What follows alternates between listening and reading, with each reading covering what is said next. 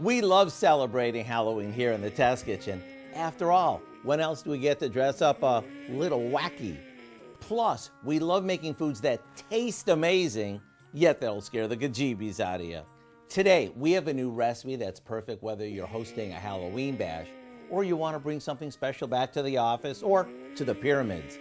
It's a mummy wrap brie, and it goes together like this. The first thing we do is split a brie in half and spoon some raspberry jam over the center of it. Now, we place the top back on and set it aside. Then, we place a sheet of thawed puff pastry on a cutting board and cut it into half-inch strips. These are going to be the mummy's bandages. Next, we wrap the brie with our so-called bandages until it's covered. Well, everything except for a small area around what'll be the eyes. We brush it with an egg wash and into the oven it goes. When it comes out all golden and melty, we add some eyes and it's ready to serve. When you cut into it, it'll ooze with cheesy goodness.